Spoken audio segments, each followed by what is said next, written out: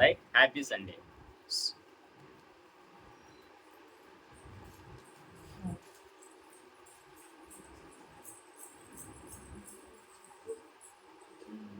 ఎవరికైనా complete finish difference తెలుసా, వ్యత్యాసం తెలుసా? కంప్లీట్ అంటే ఏంటి, ఫినిష్ అంటే ఏంటి? రెండు ఒకటే అంటారా? కంప్లీట్ అంటే ఏంటి, ఫినిష్ అంటే ఏంటి ఇంగ్లీష్లో? ఓకే, మామూలుగా దాన్ని తెలుగులో కరెక్ట్గా రెండింటికి ముగింపు అని వస్తుందేమో. కంప్లీట్ అంటే ఏంటి? ఓకే, ఒక భార్య భర్తను అడుగుతుంది, ఏమండి కంప్లీట్కు ఫినిష్కు తేడా అయింది చెప్పరా అని. ఇప్పుడు భర్త చెబుతాడు, పెళ్లి చేసుకున్నప్పుడు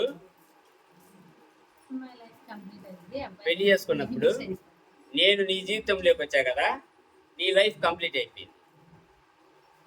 నువ్వు నా జీవితంలోకి వచ్చినా కదా, నా జీవితం ఫినిష్ అయిపోయింది. కంప్లీట్ అంటే task is completed, assignment is completed, homework is completed. Finish అంటే the race is finished. Beginning, race కు ఒక బిగినింగ్ ఉంది, ఒక ఎండ్ ఉంది, రైట్? ఇప్పుడు కంప్లీట్గా వచ్చేసరికి ఎండ్ లేదు, మళ్ళా హోంవర్క్ వస్తుంది, మళ్ళా అసైన్మెంట్ వస్తుంది, మళ్ళా ఇంకొక పని వస్తుంది. బట్ రేస్ అనేది ఒక బిగినింగ్ ఎక్కడైతే స్టార్ట్ చేస్తారో ఒక ఎండ్కి అయిపోతుంది, మళ్ళా బిగిన్ చేయడానికి అక్కడ ఏం లేదు. అర్థమవుతుందా? The race is finished.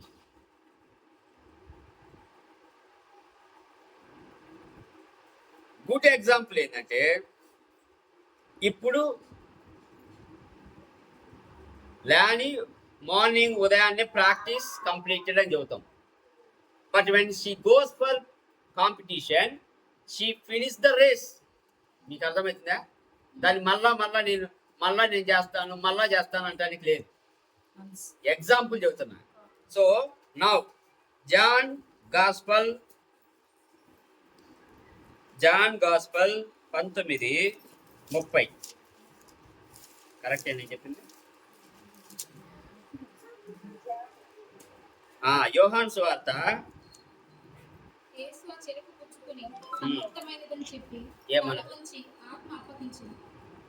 ఏమన్నాడు?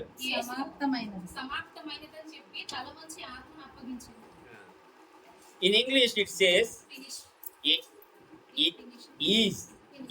Is finished. మీరు చాలా జాగ్రత్తగా గమనించాలి, గ్రామర్ కూడా మాట్లాడతారు కదా. It is finished. ఒక ఐఏఎస్ ఇంటర్వ్యూకి పోతే ఇంగ్లీష్ గ్రామర్ అతను ఆంథ్రోపాలజీ ఒక సబ్జెక్ట్ తీసుకుంటూ, తర్వాత ఇంకొక సబ్జెక్టు ఇంగ్లీష్ తీసుకున్న తర్వాత ఇప్పుడు బోర్డు మెంబర్స్ ఐదుగురు ఉంటారు. ఇద్దరేమో ఒక సబ్జెక్ట్ ఆంథ్రోపాలజీలో ఎక్స్పర్ట్ ఉంటాడు, ఇద్దరేమో ఇంగ్లీష్లో ఎక్స్పర్ట్ ఉంటాడు. ఇతను ఎంటర్ అయిన తర్వాత ఎవరైతే ఆ బోర్డు చైర్మన్ ఉంటాడో అతను ఏం చెబుతాడు, ప్లీజ్ కమ్ హ్యావ్ సీట్, ఇప్పుడు నీ గురించి కొంచెం బ్రీఫ్గా చెప్పండి అని చెబుతాడు. ఆయన బ్రీఫ్గా చెప్పిన తర్వాత ఇంగ్లీషు అతను అంటే ఈయన ఎంచుకునే 2 సబ్జెక్టులు, ఒకటి ఆంథ్రోపాలజీ, ఒకటి ఇంగ్లీష్. ఇప్పుడు ఒక గ్లాస్ మీద టేబుల్, అదే ఆ టేబుల్ మీద ఒక గ్లాస్ పెట్టి, టేబుల్ మీద గ్లాస్ నీళ్ళు ఉన్నాయి కదా, ఆ గ్లాస్ నీళ్లు పెట్టి ఆ టేబుల్కి ఒక కాలు తీసేసాడు. ఒక కాలు అంటే 4 కాళ్ళు ఉంటాయి కదా టేబుల్కి, ఆ కాలు తీసేసాడు. మనోడు ఎప్పుడైతే కూర్చునేటప్పుడు ఆ టేబుల్ మీద అలా చేయి పెట్టిండో, ఆ 3వ కాలు 4వ కాలు లేదు కదా, ఆ టేబుల్ కొంచెం ఒరిగేసరికి గ్లాస్ నీళ్లు పడిపోయినాయి. ఎమ్మంటే ఇంగ్లీష్ అతను అంటే ఎవరైతే ఎక్స్పర్ట్ ఉంటాడో అతను ఏమడిగాడు, వాట్ ఈజ్ ఇట్? మీ సమాధానం ఏమవుతుంది? మీరేం చెప్తారు? వాట్ ఈజ్ ఇట్ అంటే నువ్వు ఏం చేసినావు అన్నట్టుగా ఒక మీనింగ్ వస్తుంది. అంటే నువ్వు వచ్చినావు, నీళ్లు పడ్డాయి. What is it?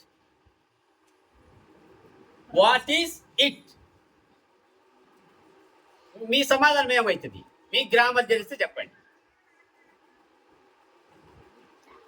అతను ఇంగ్లీష్ సబ్జెక్ట్ ఎంచుకుండు కాబట్టి, గ్రామర్ తెలిసిన వ్యక్తి కాబట్టి ఎమ్మటే it's a pronoun. It is a pronoun. Over. ఈ selected for IAS. It is a pronoun. అతను ఒక సిచ్యువేషన్ క్రియేట్ చేసిండు అక్కడ టేబుల్, ఒక వాటర్ పెట్టిండు. మామూలుగా ఈ వాట్ ఈస్ ఇట్ అనేసరికి I'm sorry sir water fallen సమాధానం వస్తుంది. కానీ అతను తడుముకోకుండా అతను ఏం చెప్పిండు, ఇక్కడ ఇట్ ఈస్ ఫినిష్డ్. ఏదైతే దేవుడు నన్ను పంపించిండో I have accomplished. It is the work it I supposed to complete. It is finished. It has అంటంలా. అర్థమవుతుందా? ఇట్ హ్యాడ్ అంటంలా. ఇట్ ఈజ్ అనేది ఇప్పుడు దేవుని మీరు ఎప్పుడైనా క్వశ్చన్ వేసారు అనుకో, మీరు నువ్వెవరు అంటే దేవుడు ఏమని ఆన్సర్ ఇస్తుండు, ఆయా డూ. ఎవరు? ఆయా హూ ఐ యామ్ అంటే అర్థమైంది.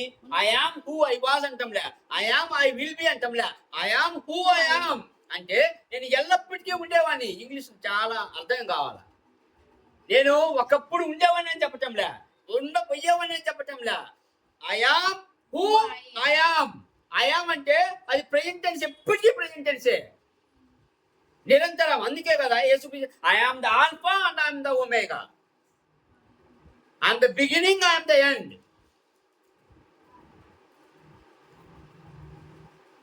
I am who I am. It is finished. అంటే యేసు క్రీస్తు వచ్చేంత వరకు నువ్వు అదే ప్రొనౌన్సియేషన్ చేస్తుండాలి. It is finished. ఏది ఇప్పుడు ఏం ఫినిష్ చేసిండు? ఐ హ్యావ్ అకాంప్లిష్డ్ వాట్ దేవుడు నన్ను పంపించింది నేను కంప్లీట్ చేసిన అన్నాడు. అది ఏంటిది ఇప్పుడు చెబుతా. ఇప్పుడు లీగల్గా నువ్వు ఎవరి దగ్గర అప్పు తీసుకున్నావు, చట్టపరంగా ప్రామిసరీ నోట్ తీసుకున్నావు, ప్రామిసరీ నోట్ రాసి డబ్బులు తీసుకున్నావు. దానికి సంవత్సరానికి చక్రవడ్డీ వేస్తారు, నువ్వు కట్టకపోతే బారు వడ్డీ వేస్తారు. వడ్డీ పెరుగుకుంటూ పోతుంది. అర్థమవుతుందా? నువ్వు కొంచెం డబ్బులు ఇచ్చిన తర్వాత ఏదో నువ్వు తీసుకున్న అమౌంట్ ఇచ్చిన తర్వాత ఇది అసలుగా జరిపోయింది, వడ్డీ కట్టాలంటారు. మళ్ళా వడ్డీ కోంటి వాళ్ళ దగ్గరికి పోతే, సారీ ఆ మాట అనకూడదు, వ్యాపారస్తుల దగ్గరికి పోతే ఏమంటారు, ఇంకా నువ్వు కట్టింది వడ్డీకే సరిపోతుంది, ఇంకా అసలు ఉంది, ఇంకా మళ్ళా వచ్చే సంవత్సరం కట్టాలి. పల్లెటూరులో మోసం చేసేది ఇలానే ఉంటుంది. నువ్వు 1000 రూపాయలు తీసుకున్న 10,000 వడ్డీ వేస్తారు. వడ్డీ వేసి ఇప్పుడు దీనికి వారు వడ్డీ, చక్రవడ్డీ అన్ని లెక్కలేసి మొత్తం కలిపేస్తారు. ఇప్పుడు ఈ వడ్డీ నేను చెల్లించాలి. నువ్వు ఎప్పుడైతే పాపం చేశావో ఆ పాపానికి నీకు వచ్చే జీతం మరణం. ఎస్, పాపానికి వచ్చే జీతం మరణం. ఇప్పుడు నువ్వు బాకీ ఉన్నావు. ఎవరికి? దేవుడికి. ఎందుకు? నువ్వు చేసిన పాపాలకి. అర్థమవుతుందా? నువ్వు చేసిన పాపాలకి నువ్వు బాకీ ఉండవు. నువ్వు బానిస అయిపోయినావు. ఎవరికి? సైతానికి. సైతానికి బానిస అయితే ఇప్పుడు యేసుక్రీస్తు వచ్చి నీ బాకీ చెల్లిస్తుండు. యేసుక్రీస్తు నీ బాకీ చెల్లిస్తుండు చట్టపరంగా, లీగల్ గా. ఎందుకు ఈ మాట అనరా అంటే, ఈ వర్డ్ ఫినిష్డ్ అనేది గ్రీక్ లో టెటే లాస్టోయ్. ఈ టెటే లాస్టోయ్ అంటే జస్ట్ ముగించబడ్డాది అని కాదు అర్థం. ఇప్పుడు మన తెలుగులో సమాప్తం అని అన్నాడు. ఓకే, యాక్చువల్గా అయితే ఇది గ్రీక్ లో టెటిలాస్టాయ్ అంటే 3 విధాలుగా తీసుకోవచ్చు. ఒకటి లీగల్ గా, రెండోది జుడిషియల్ గా, మూడోది పొలిటికల్ గా. మొదటిది లీగల్ గా, నీ లోను నీవు ఏదైతే బాకీ పడి ఉన్నావో, నువ్వు బానిసగా పనిచేస్తున్నావో, నీ లోను మొత్తం నేను క్లియర్ చేస్తున్నా. ఒకటి చట్టపరంగా ప్రామిస్ నోటు ఉండని, ఇంకొక లోను నువ్వు రాసివని, అది మొత్తము నువ్వు కట్టాల్సిన అప్పు ఏదైనా ఉంటే యేసుక్రీస్తు అంటే I have done, I clear your loans, you are not at all నువ్వు are free, now you can go. నిన్ను బానిసత్వం నుంచి విడిపించిన, పాపం అనే బానిసత్వం నుంచి నిన్ను విడిపించిన, శిలువ మీద మరణించిన క్షణ. చాలా మంది అంటారు యేసుక్రీస్తు 3 మేకులు పీక్కోలేక చచ్చిపోయినాడు అని. 3 మేకులు పీక్కోలేక కాదు, నువ్వు పాపంలో మరణించి నరకానికి పోవడం దేవుడికి ఇష్టం లేక, నిన్ను రక్షించడానికి, నిన్ను పాపం నుంచి విముక్తి చేయడానికి, నిన్ను తన బిడ్డగా చేర్చుకోవడానికి తాను శిలువ మీద మరణించాల్సి వచ్చింది. ఇది చట్టపరంగా ఒకటి. రెండోది, జుడిషియల్ గా ఒక అతనికి కోర్టు శిక్ష వేసింది అనుకో, ఏం చేస్తాడు అతను? శిక్ష అనుభవించాలి. ఎన్ని సంవత్సరాలు? అయిపోయిన తర్వాత ఏమంటారు దాన్ని? శిక్ష కనుక కంప్లీట్ అయింది అంటే ఇంగ్లీష్ లో it is fully served, right? Judicially the meaning వచ్చేసి ఇట్ ఈస్ ఫుల్లీ సర్వ్. అంటే నీ శిక్షణ, అంటే నీ శిక్ష నేను అనుభవించా, నీ శిక్ష, నీ మరణ శిక్ష నేను శిలువ మీద తీసుకున్నా. నువ్వు అనుభవించాల్సిన ఆ శిక్ష నేను అనుభవించా. You are free now. మూడోది, పొలిటికల్ గా ఏమంటారంటే ద వార్ వన్, అంటే యుద్ధం నువ్వు గెలిచినావు. యుద్ధం గెలిచినావు. ఎవరి మీద గెలిచినావేడా? ఎలా గెలిచినావు? ఆయన మరణించడం వల్లనే. ఇక్కడ ఇంకొక మీనింగ్ ఏంటో తెలుసా? నువ్వు యుద్ధం చేసిన తర్వాత అరుస్తావు చూడు, ఆ కేక ఎలా ఉంటది? హుర్రే అంటారు. గ్రీక్స్ అందరూ ఓకే, ఎప్పుడైతే 300 మందితో స్పార్టియన్స్ ఓకే పోయి పర్షియన్తో యుద్ధం చేసినప్పుడు వాళ్ళు అరిసిన అరుపు ఇది, హుర్రే అని. గ్రీక్ పదమే టెటిలాస్టోయ్. అర్థమవుతుందా? హుర్రే అంటే యుద్ధంలో నువ్వు గెలిచిన తర్వాత ఇట్ ఈస్ ఫినిష్డ్, అంటే వి వన్ ద వార్. ఈ శిలువ మీద దేవుడు మరణించడం వల్ల సైతాను ఏదైతే లాక్కున్నదో అధికారం, ఆ అధికారాన్ని తీసుకొచ్చి మళ్ళా నీకు కట్టబెట్టుకున్నాడు. You won the battle on the cross. అర్థమవుతుందా? ఒకే ఒక్క పదము 3 రకాలుగా, చట్టపరంగా నీ అప్పు తీర్చేసిండు, రెండోది నీ శిక్షణ అంటే నీ శిక్ష ఆయన అనుభవించిండు, మూడోది నిన్ను యుద్ధంలో గెలిపించిండు. అందుకు యేసుక్రీస్తు ఈ లోకానికి వచ్చి చనిపోయి శిలువ మీద చనిపోయే ముందు చెప్పిన మాట ఇట్ ఈస్ ఫినిష్డ్. ఫినిష్డ్ అంటే అంత మీనింగ్ ఉంది లాజికల్ గా. ఇప్పుడు కొరింథీయులకు రాసిన పత్రిక 15వ అధ్యాయం,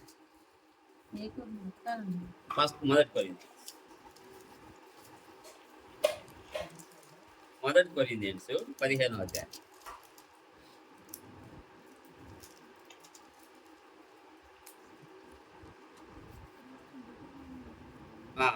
ఒకటి నుంచి 4 చదవండి.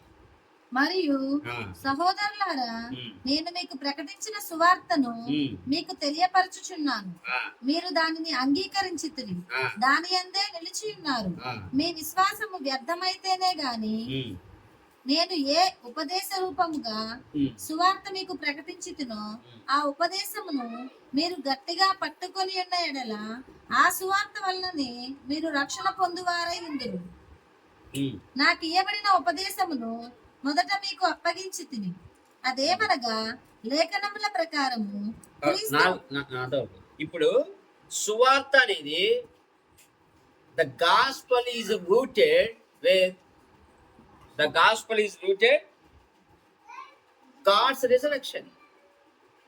ఇప్పుడు యేసుక్రీస్తు పునరుద్ధానం కాలేదు అనుకో, నువ్వు సువార్త ఏమని చెబుతావు? సువార్త ఏమని చెబుతావు? సువార్త ఎలా చెబుతావు? యేసుక్రీస్తు శిలువ మీద మరణించలేదనుకో, ఇతరులకు సువార్త ఎలా వెళ్తుంది? ఇతరులకు సువార్త ఎలా వెళ్తుంది? నీ పాపాన్ని ఎవరు రక్షిస్తారు? నిన్ను నరకం నుంచి ఎవరు రక్షిస్తారు? యేసుక్రీస్తు మరణించడం వల్ల నీ పాపానికి విముక్తి కలుగుతుంది. యేసుక్రీస్తు మరణించడం వల్ల నువ్వు పే చేయాల్సిన లోను దేవుడు పే చేసిండు, నువ్వు అనుభవించాల్సిన శిక్ష దేవుడు అనుభవించిండు, నువ్వు గెలవాల్సిన యుద్ధం దేవుడు గెలిచి నీకు ఇచ్చిండు. ఇప్పుడు సువార్త ఏంది? దేవుడు నీ కోసం చేసిండు. ఇప్పుడు నువ్వేం చేయాలి? ఆయన నామంలో లెక్కచ్చిగా బతు అంతే. ఇప్పుడు కొరింథీయులకు ఏమని చెబుతున్నంటే, దేవుడి పునరుద్ధానము రేపు మళ్ళా ఎప్పుడు రెండవ రాకడికి ముడి పెడతా ఉన్నాడు. 15వ అధ్యాయం మొత్తము అదే. ఇప్పుడు దేవుడు లేచిండు కనుక రేపు మీరు లేస్తారు. ఎవరు? చనిపోయిన వాళ్ళు. ఎవరు తిరిగి ఎలా లేస్తారు? చనిపోయారు, శరీరం పోయింది, ఎముకలు ఉంటాయి, మళ్ళా రేపు ఎలా తిరిగి లేస్తారు? లేదు, నీ శరీరం. ఓకే, చదవండి 15 చదవండి. క్రీస్తు లేపబడిన యెడల మీ విశ్వాసము వ్యర్థమే. 17 వరకు చదవండి. మీరింకనూ మీ పాపములలోనే ఉన్నారు. అంతేకాదు క్రీస్తునందు నిద్రించిన వారును నశించిరి. ఈ జీవిత కాలము మట్టుకే మనము క్రీస్తునందు నిరీక్షించు వారమైన ఎడల మనుషులందరికంటే దౌర్భాగ్యులమై ఉన్నాము. ఏమంటుండు దౌర్భాగ్యులు అంటే? అసలు ఆ బౌడు చూడు, కొరింథీయులను ఎట్లా తిప్పుతుండో.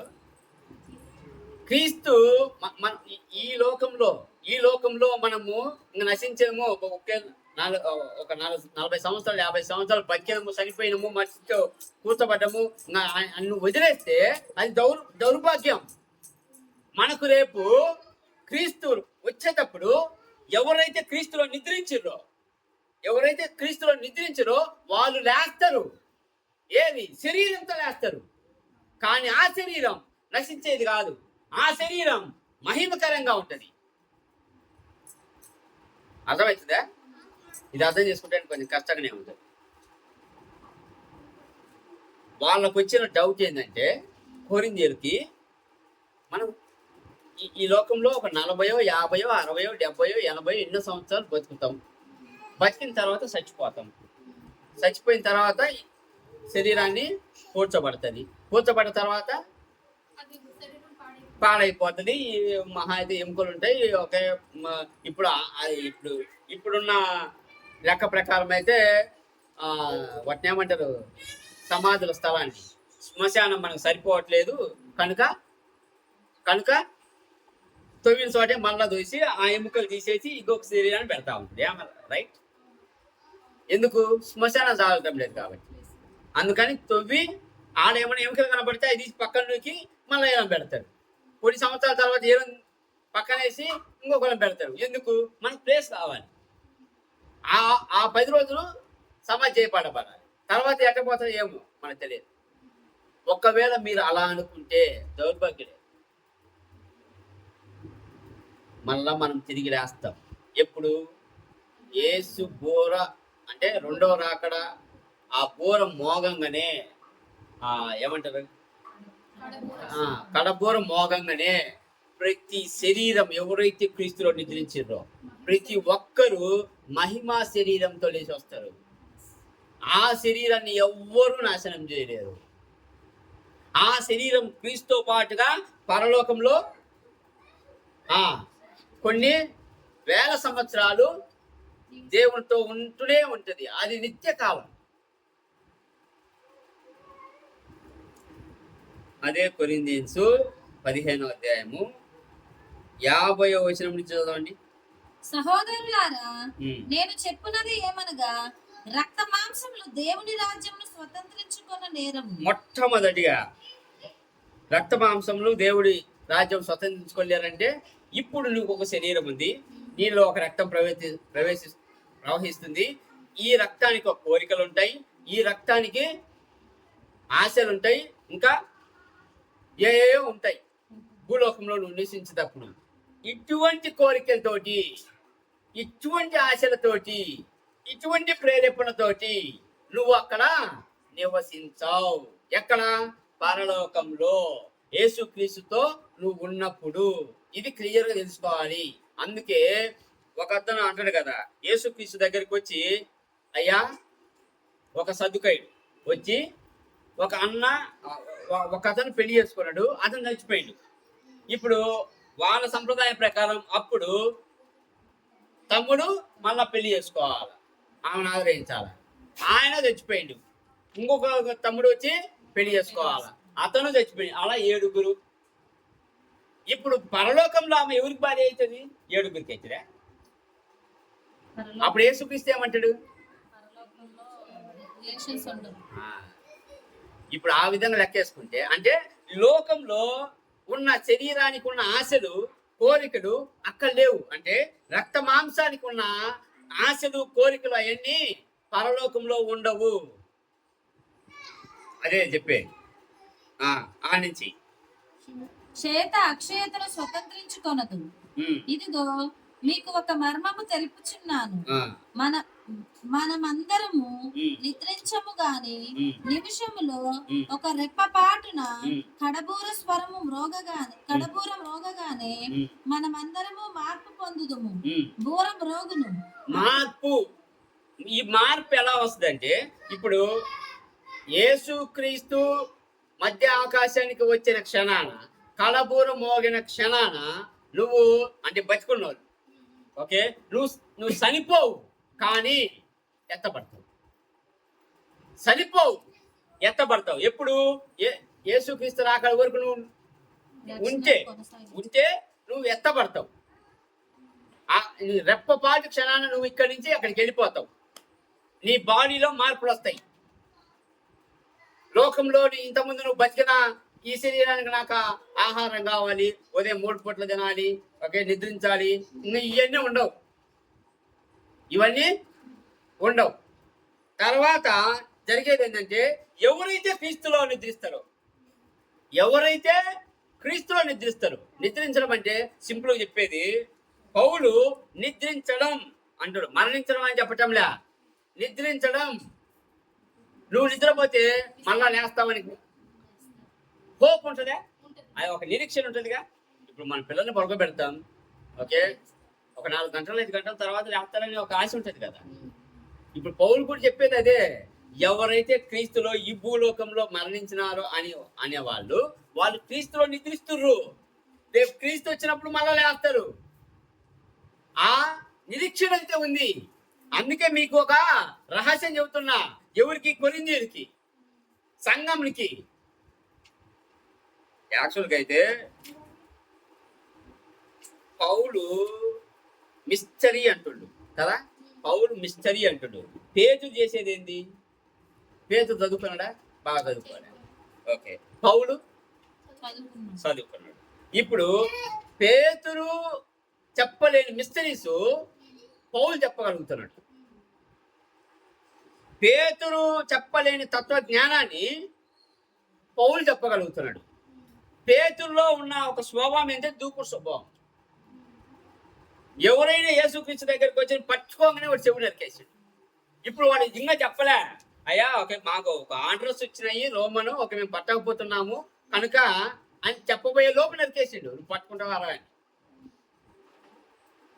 ఇప్పుడు పౌలు మొత్తం చదివి పరిశుద్ధాత్మ శక్తితో, ఆత్మతో ఈయన ఒక మిస్టరీ చెబుతా ఉన్నాడు. ఎవరి ఇచ్చిన ఎలారా అంటే ఎవరికి? కొరింథీయులకి.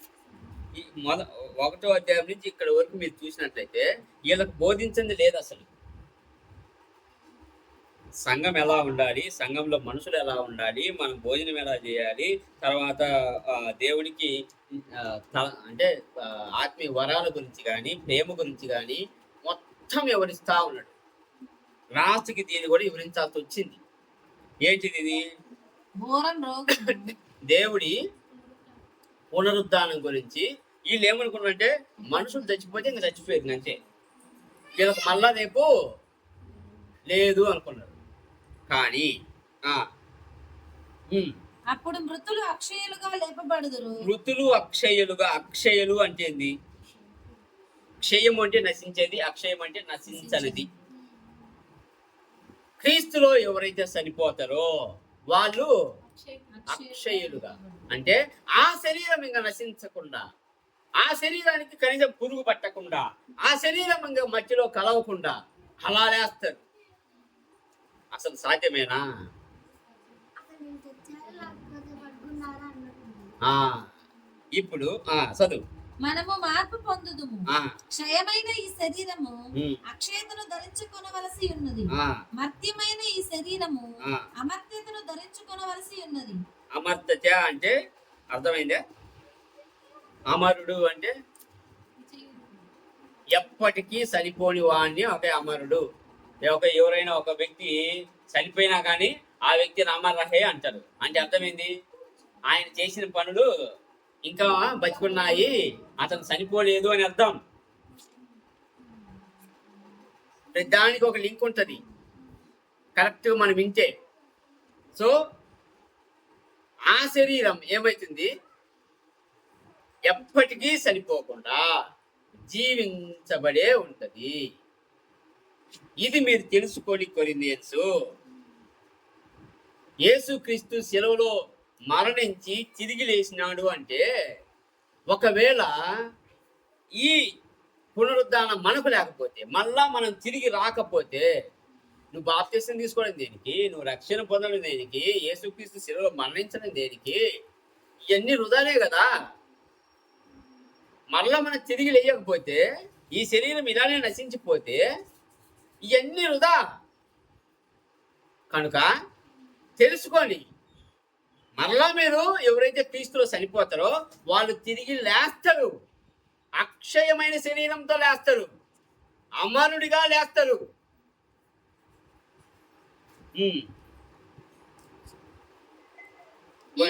ఈ క్షయమైనది అక్షయతను ధరించుకొనినప్పుడు, ఈ మర్త్యమైనది అమర్త్యతను ధరించుకొనినప్పుడు విజయమందు మరణము మృంగివేయబడెను అని. విజయమందు మరణం మృంగివేయబడెను.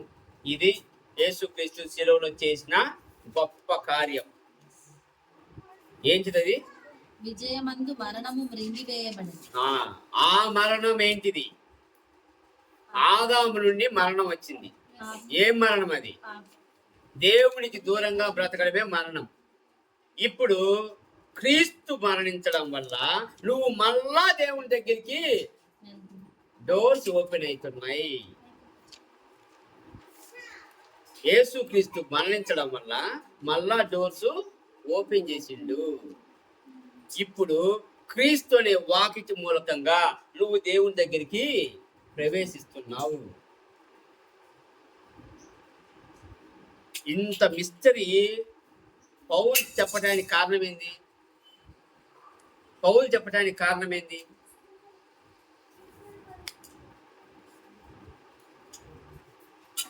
ఎవరినైనా ఇప్పుడు కొరింథీయులు ఎవరు? ధనవంతులు కాకముందు వాళ్ళు ఎవరు? ఏ దేశానికి సంబంధించిన వాళ్ళు? కొరింథీయులు ఏ దేశానికి సంబంధించిన? గ్రీసు. ఏథెన్సు, కొరింథియన్స్ వీళ్ళందరూ గ్రీసు దేశస్తులు. ఈ గ్రీసు దేశంలో వీళ్ళు అనుకునేది ఏంటి తెలుసా? మాకంటే తోపు లేడు, జ్ఞానం లేరు. ఎందుకు? అరిస్టాటిల్, తర్వాత ఇంకొక అతను, వీళ్ళందరూ మ్యాథ్స్ పితామహులందరూ అక్కడి నుంచి వచ్చిన వాళ్ళే. సోక్రటీస్, ఇంకా చాలా మంది ఉన్నారు. అందుకే కదా మొదటి అధ్యాయంలో కూడా గ్రీకులు ప్రస్తావన చేసుకొస్తాడు. ఎవరు? పౌలు. గ్రీకులు ఏమనుకుంటారంటే జ్ఞానులు. లోకంలో జ్ఞానం వెతుకుతారు, వాళ్ళు జ్ఞానులుగా వెలుగుంది. వాళ్ళు యుద్ధం గెలవడంలో మహా ఏంటిది అంజవేసిన చెయ్యలు. మీకు తెలుసా? అలెగ్జాండరు 10,000 మందితోటి దర్యాసు 2,50,000 మందిని ఓడించిండు.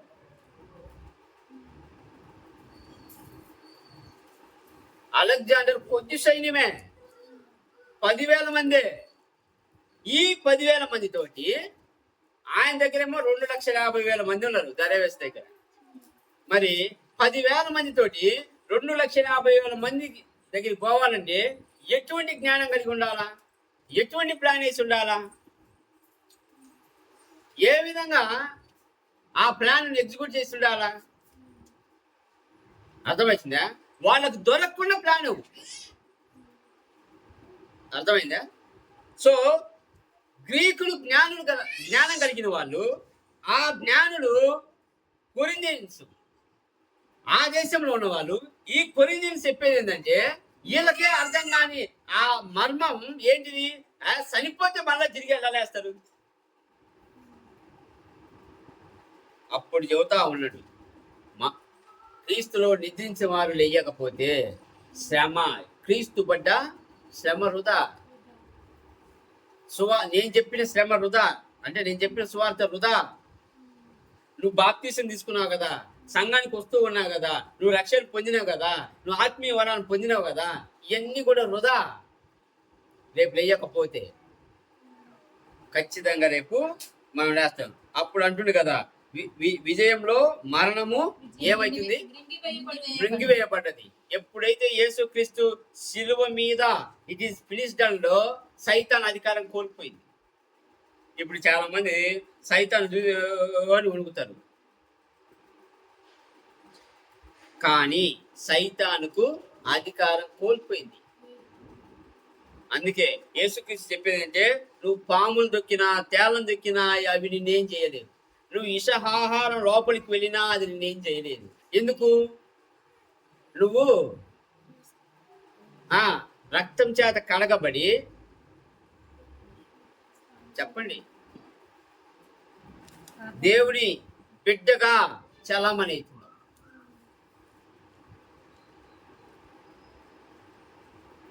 అందుకే మరణమా నీ ముళ్ళు ఎక్కడ? ఇప్పుడు ఈ మరణానికి విజయం దక్కకుండా చేసిండు యేసుక్రీస్తు. శిలువ మీద మరణించడం వల్ల దేవుడి నుంచి వేరు చేసిన ఆ సంఘటన, ఆ మరణం మరలా యేసుక్రీస్తు తలుపులు తెచ్చాడు. యేసుక్రీస్తు మూలకంగా నువ్వు మళ్ళా దేవుణ్ణి చేరగలవు. యేసుక్రీస్తు మూలకంగా నువ్వు పరలోకంలో ప్రవేశించి ఎల్లప్పుడూ నిత్య నూతనుడిగా నువ్వు యేసుక్రీస్తుతో పాటుగా పరలోకంలో నివసిస్తున్నావు. 56 మరణపు ముళ్ళు పాపము, మరణమునకున్న బలము ధర్మశాస్త్రమే. అయినను మన ప్రభువైన యేసుక్రీస్తు మూలముగా మనకు జయము అనుగ్రహించుచున్న దేవునికి స్తోత్రము కలుగును గాక. కాగా నా ప్రియ సహోదరులారా, మీ ప్రయాసము ప్రభువునందు వ్యర్థము కాదని ఎరిగి స్థిరులను కదలని వారును ప్రభువు కార్యాభివృద్ధి యందు ఎప్పటికీ ఆసక్తులై ఉండుడి. ఇది ఇప్పుడు మీరు చేయాల్సింది ఏంటంటే, దేవుడు క్లియర్గా మీకోసం చనిపోయిండు, తిరిగి లేచిండు. ఇప్పుడు మీకు సువార్త చెప్పబడ్డది, మీరు రక్షింపబడ్డరు, మీరు బాప్తీసం తీసుకున్నారు. దాని తర్వాత మీరు ఇప్పుడు ఒక నిరీక్షణతో ఉన్నారు. రేపు యేసుక్రీస్తు వస్తాడు, మేము ఎదుర్కొంటాము. రేపు యేసుక్రీస్తు వస్తాడు, మేము ఎత్తబడతాం. రేపు యేసుక్రీస్తు వస్తాడు, నిద్రించిన వారు మళ్ళా తిరిగి లేస్తారు అని. అయితే ఇప్పుడు యేసుక్రీస్తు వచ్చేంత వరకు నువ్వేం చేయాలా? నువ్వు స్టాండ్ ఫామ్, అంటే మూవ్ కాకుండా ఒక నిర్దిష్టమైన నిరీక్షణ కలిగి ఉంది నువ్వు ఉంటే, ఇంకా it is our final victory. ఒక్కసారి యేసుక్రీస్తుని చేసిన తర్వాత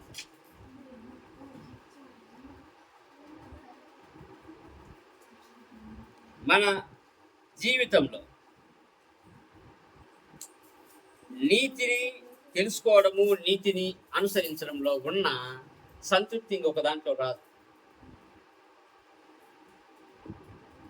ఎప్పుడైతే నువ్వు రక్షింపబడ్డావో, ఎప్పుడైతే నువ్వు బాప్తిసం తీసుకోబడ్డావో, అంటే క్రీస్తుతో పాటుగా సమాధి చేయబడి తిరిగి లేస్తావు. అది సాదృశ్యం. ఈ పౌలు చెప్పే ప్రతి విషయము లింకు చేయబడి ఉంటుంది. పౌలు చెప్పే ప్రతి విషయము లింకు చేయబడి ఉంటుంది. ఈ లింకు చేయబడి ఎలా?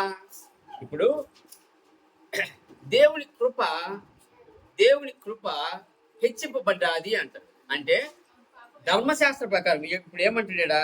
The sting of death is a sin, the sting of death is a sin and the strength of the sin is a లా.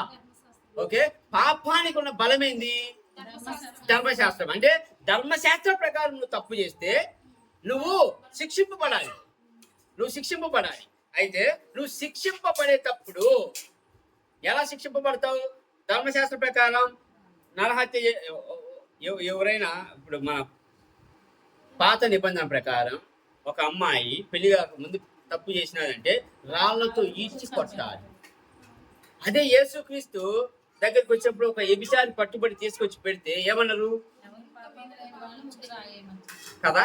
ఇప్పుడు దేవుడు కృపను విస్తరించాడు. ధర్మశాస్త్ర ప్రకారం అయితే పాపానికి ఉన్న బలమే ధర్మశాస్త్ర ప్రకారం ఆమె వ్యభిచారం చేసింది, ఆమె చంపబడాలి. కానీ యేసుక్రీస్తు కృపను విస్తరించాడు. కృప అంటే నువ్వు అర్హురాలు కాకపోయినా నేను క్షమిస్తానమ్మా, నువ్వు అర్హురాలు కాకపోయినా నేను నిన్ను తీసుకుంటానమ్మా. ఇప్పుడు ఆమెను తీసుకున్నాడు, ఇక నుంచి పాపం చేయమాకని చెప్పిండు. కృప విస్తరించింది కదా. ఈ కృప విస్తరించడం వల్ల పాపంలో మనం కంటిన్యూ కావాలన్నా? పౌలు చెప్పేది 6వ అధ్యాయంలో అదే కదా రోమలకు. ఏమని? కృప విస్తరించింది కనుక నువ్వు పాపం నేను చేసుకుంటూ పోతాను, దేవుడు కృప విస్తరిస్తూనే ఉంటాడంటావా? అది కాదే. ఎప్పుడైతే ఆ నుంచి బాప్తిసానికి లింకు పెడతాడు, ఎప్పుడైతే యేసుక్రీస్తు చనిపోయి తిరిగి లేచిండో, బాప్తిజం అనేది దానికి సాదృశ్యం. నువ్వు రక్షణ పొందిన తర్వాత నువ్వు సమాధి చేయబడుతున్నావు. ఏ శరీరం? ప్రాచీన స్వభావం, నీ పాపపు స్వభావం. అందుకే నేను చెప్పేది ఏంటంటే, ఒక మనిషి పాపం చేస్తే ఆ పాపాన్ని వ్యతిరేకించు, కానీ ఆ మనిషిని వ్యతిరేకించక. ఆ పాపాన్ని ద్వేషించు, ఆ పాపిని కాదు. జక్కైలో ఉన్న పాపం దేవుడికి తెలుసు, కానీ జక్కైని ప్రేమించిండు. జక్కై ఇంటికి పోయిండు. జక్కై ఇంటికి పోవడం వల్ల జక్కై గ్రహించిండు ఏమని? నాలో పాపమున్నా నా ఇంటికి వచ్చిండు కనుక నేను వదిలిపెట్టేస్తున్నా. పాపాన్ని వదిలిపెట్టేసిండు. అర్థమవుతుందా? అలా కాకుండా చాలా మంది చెప్పింటారుగా, ఓ జక్కయ్య వాడు అసలు మనుషుల్ని పీల్చుకొని తినేవాడు, అసలు వాడు ఇంటికి కాదు కదా, వాడు వాకి దగ్గర కూడా పోకూడదు అని యేసుక్రీస్తు చెప్పిన వాళ్ళు 100 మంది ఉంటారు. కానీ యేసుక్రీస్తు మనిషిని ప్రేమించిండు, పోయిండు, దగ్గరికి పోయిండు, ఆదరించిండు, కృపను విస్తరింపజేసిండు. జక్కైను పరలోక రాజ్యానికి చేరు. పాపం యొక్క బలమే ధర్మశాస్త్రం, కానీ ఆ ధర్మశాస్త్రాన్ని దేవుడు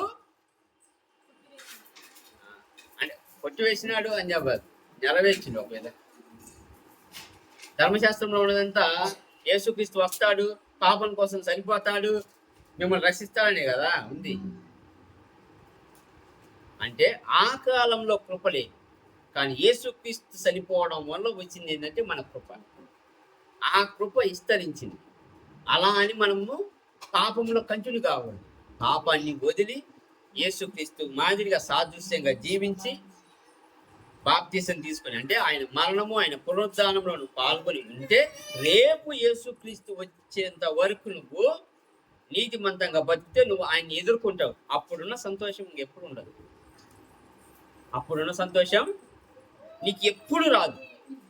యేసుక్రీస్తును ముఖాముఖిగా చూసిన క్షణం నీకు అసలు అది దాన్ని ఏమంటారు, 7 లోకాన్ని గెలిచిన మాదిరిగా సంతోషం.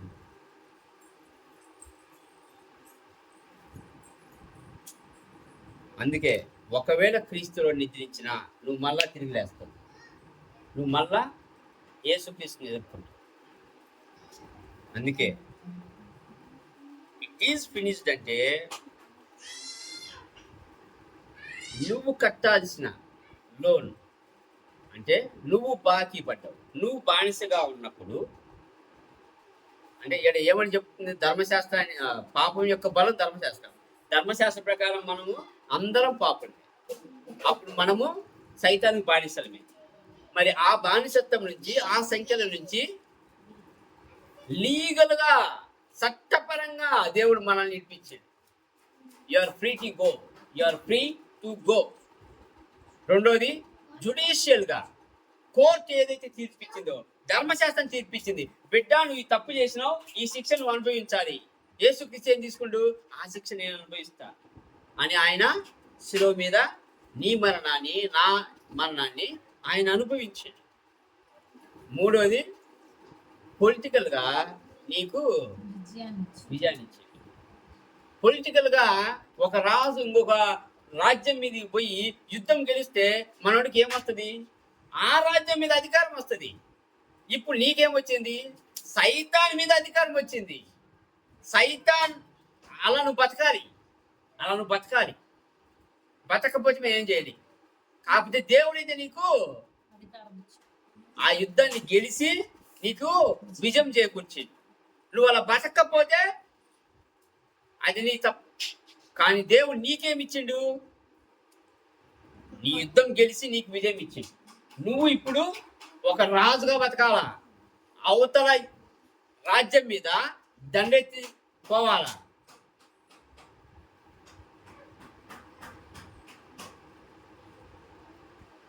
దేవుడు మాట్లాడిన ఒకే ఒక్క మాట, ఇట్ ఈస్ ఫినిష్డ్. అంటే నిన్ను బానిసత్వం నుంచి విడిపించడానికి, నీ శిక్షను ఆయన పూర్తి చేయటానికి, నీ యుద్ధము ఆయన గెలిచి నీకు ఇయ్యటానికి సిలువలో యేసుక్రీస్తు మరణించి యేసుక్రీస్తు ఏం చెబుతుంటే, father I have accomplished for what you have sent to this world. I have accomplished.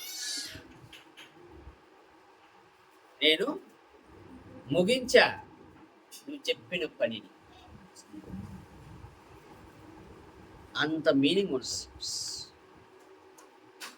కనుక దేవుడు చేసిన పనిని వృధా పోనీయకుండా మనం రక్షింపబడిన తర్వాత, బాప్తీసం తీసుకున్న తర్వాత, పరిశుద్ధాత్మ శక్తితో నింపబడి సువార్తను మోసుకుంటూ వెళ్ళి అనేక మందిని మనం అనుభవిస్తున్న ఈ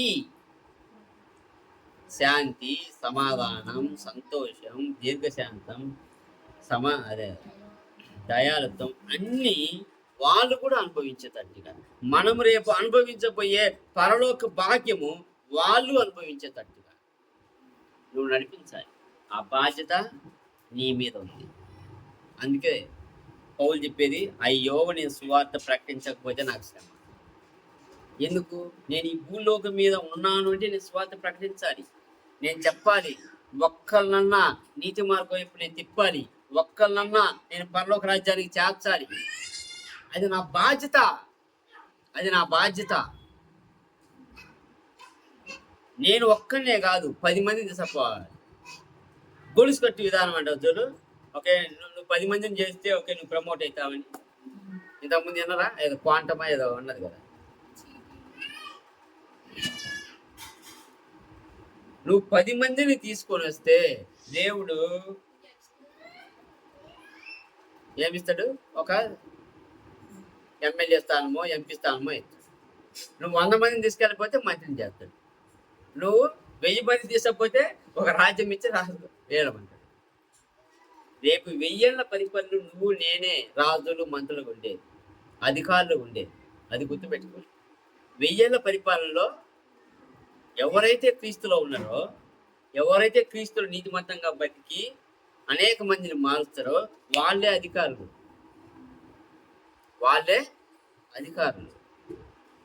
అది మనసులో పెట్టుకొని మనం ముందుకు పోవాలి. ఈ లోకంలో ఇప్పుడు అనేక మంది మన మీద అజమాయిషి అధికారం చెలాయించవచ్చు, కానీ 1000 ఏళ్ల పరిపాలనలో దేవుని బిడ్డలే అధికారం. గ్యారంటీ.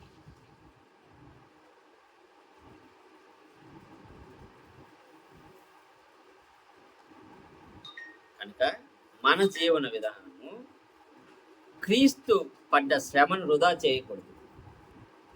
క్రీస్తు అనుభవించిన మరణాన్ని వృధా పోనీయకూడదు.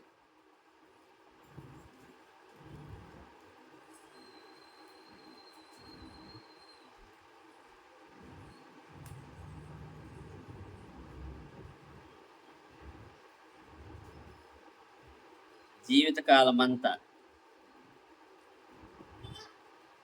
నువ్వు చూపించాల్సింది దేవునికి కృతజ్ఞతా భావం తప్పితే ఇంకొకటి ఉండవద్దు. ఓన్లీ కృతజ్ఞత భావం. ప్రతిరోజు నీకు ఈరోజు దేవుడు ఇచ్చినాడు అంటే దానికి కృతజ్ఞతుడవై కృతజ్ఞతురాలై బతకడమే. ఈరోజు నాకు ఈరోజు ఇచ్చినాడంటే ఇంకొకళ్ళను ఎవరినైనా నేను దేవుని రాజ్యంలోకి నడిపించగలనా లేదా, దేవుని సువార్త చెప్పగలనా లేదా, అలా ఆలోచించుకోవాలి.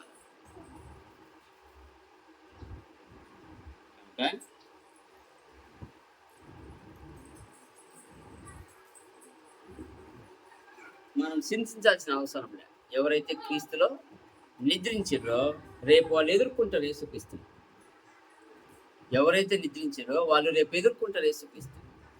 ఒకవేళ యేసుక్రీస్తు వచ్చేంత వరకు మనం బ్రతికుంటే డైరెక్ట్గా వెళ్ళిపోతాం.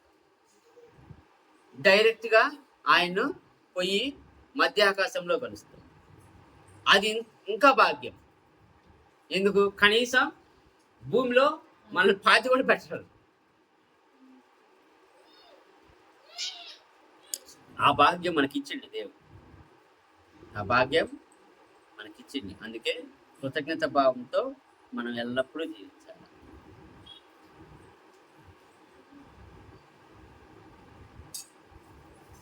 బ్రదర్ ప్రార్థన చేయండి. మీరే చెయ్యాలి. లేదు చేయాలి. చెయ్యండి, ఏం కాదు.